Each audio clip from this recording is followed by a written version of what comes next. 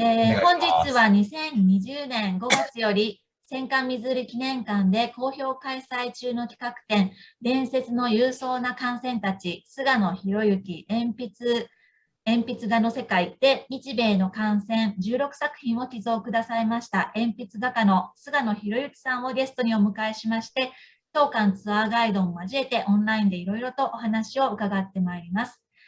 このビデオをご覧の皆様の中にはご存知の方もすでにいらっしゃるかもしれませんが、改めて菅野さんの基本情報をお伺いできればと思っています。菅野さんの作品は艦船を鉛筆で描いたものになりますが、なぜ艦船をモデルに描き続けていらっしゃるのでしょうか。菅野さん、そのあたりお願いいたします。もともとの活動のスタートがですね、描いた艦船を神社に奉納するっていう活動を始めたところが一番のそのきっかけになるんですけども、戦争でその船に乗って戦いに行かれて、たくさんの方が亡くなられましたので、そういった方々の、生きてこられたというか、その歴史をですね、将来につないでいくために、船と非常に関わりのあった神社がありましたので、その神社に絵を奉納することで、そういった、歴史であるとか、そういった方々の、歩んでこられた道を後世に伝えるっていうようなことを、描くきっかけとして。で、今でもずっとそれを続けているんですけども、はい。で、船の中にもともと神社がありまして、関内神社っていうものなんですが、で、その神社に、神様の魂を分けた元の神社があるわけなんです。で、そこにずっとこう、各地に奉納することによって、で、神社とその船のつながり、さしては海軍の歴史に関しても後世に伝えることができますし、そういった神社で、乗組員の方々の、慰霊祭をすることによって、多くの方々にその歴史をこう改めて感じてもらう、興味を持ってもらうきっかけにもなるかなと思いました。で、視覚的にそういう絵があれば、より分かりやすいかなということで、そのことに関しても、その絵を神社に奉納することは意義深いかなというふうに思っています。で、その、流れの中でですね、やはりこう、日本が、かつて全力で戦った相手っていうのが、アメリカをはじめとするいろんな連合国の、艦艇だったりとかしますので、今となってはもう戦争が終わって、かなりの時間が経ちまして、で、お互い両国に、今度は自由主義陣営の仲間として支え合えるっていう風な関係になってますので、そういう状況の中で、お互いがその歴史を再度、こう考え直す、見つめ直すっていうきっかけにもつなげたいなっていう思いがあるので、今回アメリカの文化も、書いて、こういう、両者に非常にこう関わりのあるハワイの地にある、そして戦争が、最後終結を迎えた象徴である、湖にその絵を収めるっていうこともその目的の一つとして十分、あるかなと思って今回の提案につなげていただいてイベントに最後消化したという形ですね。はい、素晴らしい取り組みをずっとされていて、本当にただただ感銘を受けるばかりですけれども、菅野さんと最初にお会いした時は2018年の11月にハワイで実際にお会いして、コロナの関係もあってようやく2022年の5月から戦艦水売で開催する運びとなりまして、本当に長い期間かけて、ようやく実現したことを大変私どもも嬉しく思いますし、菅野さんの16作品を展示させていただくことを大変本当に喜ばしく光栄なことだと思っております。ありがとうございます。はい、ドキドキしましたけど、できるかどうか状況だったんで。まだ日本のお客様、日本からのお客様、まだまだ戦艦水売記念館少ない状況ですけれども、少しずつ戻ってきていただいてますので、はい、日本のお客様だけでなくて、アメリカですとか、英語圏のお客様たくさんいらっしゃってますので、また、はい、たくさんの方々の目に触れて、触れていただけたらなと思っております。水売りなぜ寄贈いただいたのかということも質問の一つに含めていたんですけれ今お答えいただいたので、はい、先ほど、はい、簡単ですけども、触れましたけど。はい、次の質問がですね、鉛筆画ということで、作品はカラーではなくて、モノクロになるかと思うんですけれども、はい。この鉛筆画の魅力であるとか、あとはモノクロにこだわる理由などがありましたら、お聞かせいただけますでしょうか。はい。はい。そうですね。鉛筆っていうと、本当に一番スタンダードな画材になるかなと思うんです。で、どんな絵を描くにも、まず一番最初は鉛筆みたいな、一番基本的な画材で、描くのをスタートするんですけど、なかなかこの船っていうテーマで最後まで鉛筆で仕上げるっていうアート作品はなかなかないかなと思うんです。で、こだわりの部分なんですけども、白黒での表現っていうのが非常に好きなんです。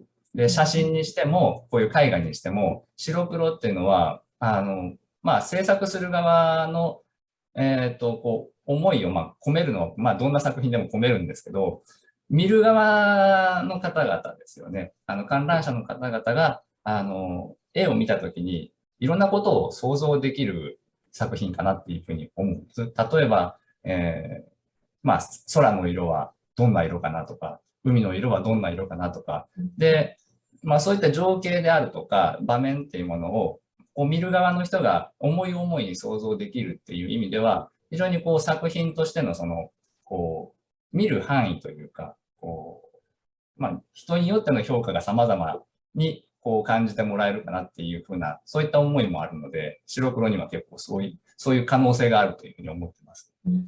なので、こだわる部分もそれもありますし、あとは、鉛筆にこだわる理由っていうのは、鉛筆っていうのは画材自体が非常に金属質な画材なので、軍艦を描くときに、質感表現で、にかなりこだわりを入れると、非常に鉄の雰囲気であるとか、本来軍艦っていうのは色が塗られたりとかするので、鉄の質感そのものっていうのは見えないんですけど、あえて白黒で表現したときに、その鉛筆で陰影をつけていくと、船そのもののその鋼鉄の質感っていうものをなんか感じられるような独特の表現になるところに非常に魅力を感じています。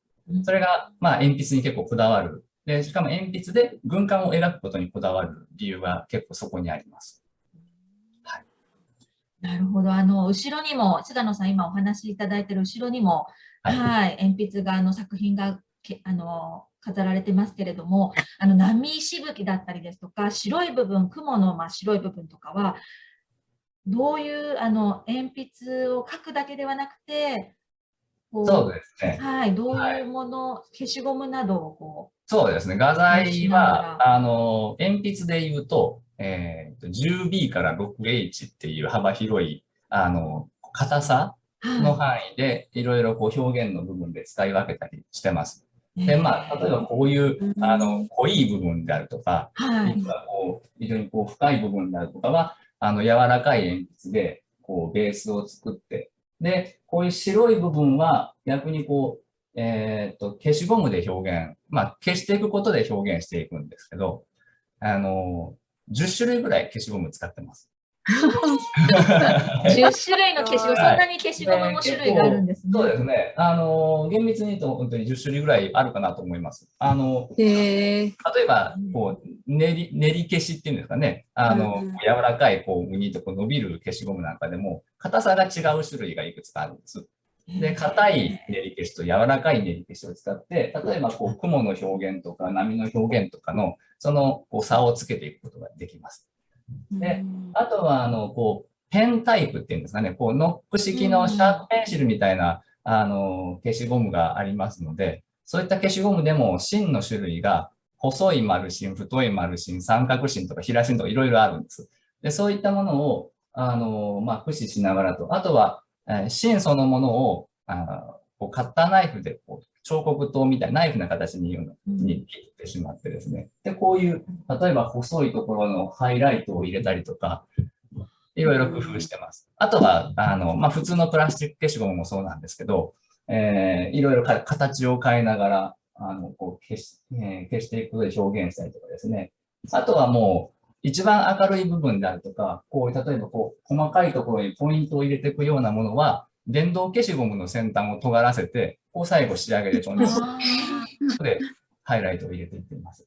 えーはい。なので、こんなちょっと使い分けが。鉛筆でこう表現するっていうところもあるんですけども、もう同じぐらいと消しゴムでの表現も、はい。そうですね。消しゴムもそんなに重要な要素になっているとは私たちも知最らな終的にそかったので。の船そのものがこう、ぼやけないように仕上がるのは、おそらくそのうん消しゴムの威力だと思います。うんはい。うん。コントラストがしっかりこうつくと、こう、船がパッとこう、なんですかね、目立つ形で、そうです画面ね。で現れますので、はいはい。今はい。までとは結構ぼやーっとしてるんですよ。はあはあ最後、消しゴムでハイライトを入れていくと、最後、こう、鮮明な形で船が浮き上がるというか、うん最終仕上げ。そこまでいくと、だいぶ、できたなっていう感じになってきますね。みどりさん、えみさんも何かご質問などありますか？今手元にみどりさんなんかは、そうなんです菅野さんの作品を見ながら。実はお聞きしたかったのが、はい。どのくらいの種類の鉛筆を使うかっていうことだったね。あで、私も実はもともと子供の頃絵を描くのが好きで、あ、なので、すごい文具画材ですごいはいはいはいこだわったりして、ちょっとオタクみたいなところがあるんですけど、なんか結構だからだから鉛筆なんかも、メーカーへのこだわりは実は結構あって、いろいろ試してみたんです。そしたら、自分のその表現の中で使いやすかったのが、三菱、日本の三菱鉛筆の、ハイユニっていう、俳優に、ラインナップが一番僕にとって使いやすかったですね。で、そうなん何よりこうバリエーションがすごい、俳優にはちょうどよかったんですよ。10B から 10H まであるんです。はい。はい。硬さに関しても自分がこう使いやすい硬さがちょうどそれでカバーできるので、おー、はい、それがすごい。いろいろやってみた結果、そこが一番、はい、その三菱ハイユニの、はい、ラインナップが一番絵を描くには、僕には合ってましたね。はい。あ、そうですか。もう一つだけ、例えば、後ろにあるぐらいの大きさの、今、後ろに飾って、はい、この大きさの一枚絵を仕上げられるために、いろんな硬さの種類の鉛筆は使われると思うんですけど、どのくらいの量の鉛筆を使うのかなってちょっと思ったんですけど。ただ、意外とそこまでなんですよ。そうなんもっとこう消耗するのかなと思ったら、鉛筆そのものはそこまでいかないですね。どちらかというと消しゴムの消耗の方が。なるほど。さっき言ったみたいに、こう、形を整えるために結構切るんですよ。だから消して、減っていくよりは、こう削ったり切ったりして減っていく方が早いので、なるほど。どちらかというとその画面上で消しゴムを使って消耗するよりは、その使うために、成形するために消耗する方が多いですね。電動消しゴムなんかでも先をこう尖らせるためにわざとこう別のところで斜めにして削るんですわ。それで減っていく方が早いですね。はい、そうですか。ただ先にちょんちょんってやるだけなので、画面では。はい。もうなんか、すごいこう、もったいない使い方してるんですけど。はい。いやいや、でもやっぱりよりよく描きたい。そうですね。はい。それもあります。あとやっぱり電動消しゴムの場合は、バッテリーの強さもあるんですよ。なので、いわゆるリチウム系のその電池だと、ちょっと出力が足りないとか、なんかいろいろあるんですよ。隣が甘いとか。すごい面白いお話が聞いて嬉しい。逆に強すぎると芯が折れちゃうとか、そういうのがあるんで、その加減も難しいですね。いやいや、ありがとうございます。すごい興味深い。思った回答とは違ったかもしれないですけど。いや、とんでもない。すごいこういうところが聞きたかった。意外とこう鉛筆の消耗はそこまでなんですよ。そうでしたか。もちろん削ってね、やるんですけど、はい。例えばその何本も何本もこう追加してやらないといけないっていう、そこまででは意外とないです。ないと。わかります。意外といけます。はい。はい。どうもありがとうございます。ありがとうございます。はい。えみさん、いかがでしょうか？はい。その鉛筆の消耗もそうですけど、時間的に1枚書くのにどのくらいかかるのかなって単純に思ってました。はいはい。それも絵のこうサイズであるとか、テーマにもよるんですけど、例えばもうここまで大きな絵になってしまうと、これはもう正直、見通しがあまりつかないんですけどね。これ自体は本当に、こう、例えばコンセプトを決めたり、これ後ろに竜が隠れてるんですよ。へー。見にくい実はちょっと竜が隠れてたりするんですよ。へー。いいかな。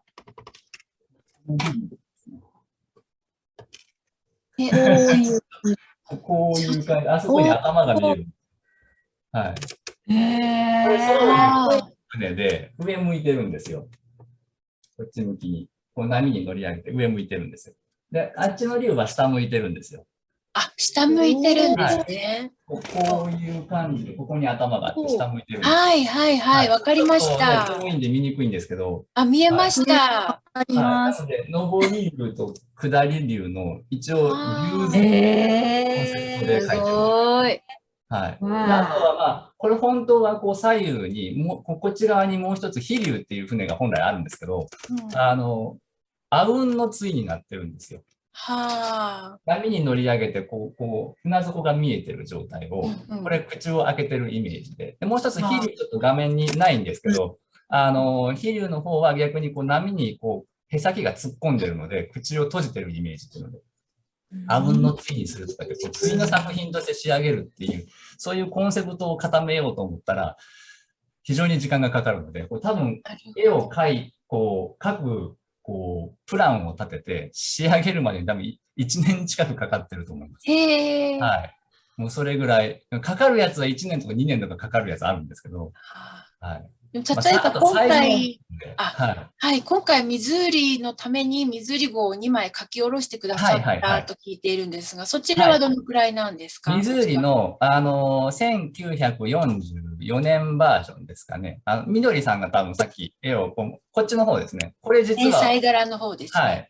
15号って言って、A3 よりも倍ぐらいあるんですよ。もともとの原画は。なので、今、水売に並んでる絵が確か A3 サイズだったと思うんで、原画はそれの倍以上の大きさなんです。はい。これはおそらく3、4ヶ月ぐらいかかってますね。はい。